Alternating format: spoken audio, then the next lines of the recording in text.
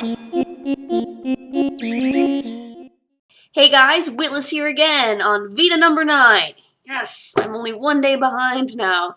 I'm back from rehearsal and I am tired once again and kind of crazy haired and eye bagglies. Unfortunately, I couldn't make myself pretty, but you're gonna have to deal. That's all there is to it.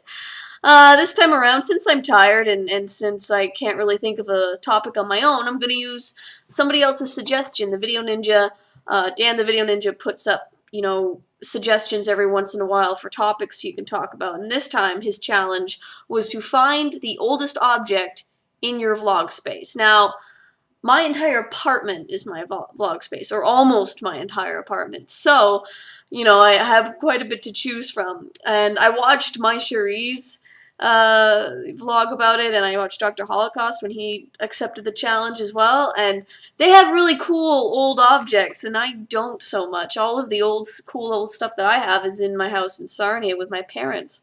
So I'm gonna have to deal with what I have here in front of me. And there's a couple of things, like Dr. Holocaust actually. My oldest object is, I'm going to show two things. Because my oldest object is actually a rock. And, I'm going to show two because a rock seems boring. It's not boring, actually. This rock, which is probably the oldest. I don't know how old. I can't gauge how old it is, but this is a rock from Mount Vesuvius, a volcanic rock, and my friend Erica smuggled it back to me from Pompeii when she went to go visit there. And when I say smuggled, I mean smuggled. You're not supposed to take these rocks, and who knows, I hope she doesn't get arrested for me showing it on a random YouTube video. But I treasure it. It's one of my greatest possessions. I've carried around always. It leaves specks everywhere. I think it's eroded a bit over the years, but yeah, I'm obsessed with Pompeii, and I have been since I was 12 years old. Before I got obsessed and passionate about acting and whatnot, I was actually thinking of being an archaeologist. That was my childhood dream for a little while, and for quite a while, actually.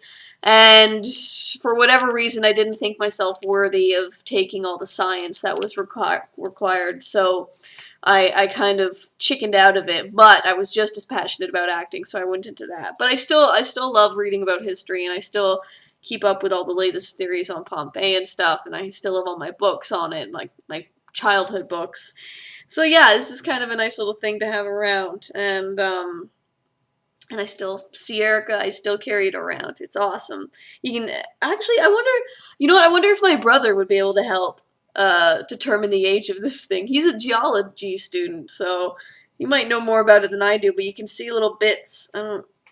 Oh yeah, there, it's shining a bit. You can see little bits of the volcanic glass and whatnot when it fused and all that kind of stuff. So that's kind of cool. Who knows how old it is? It could be 50 years old. It could be 5,000 years old. I don't know, 2,000 years old. So that's exciting.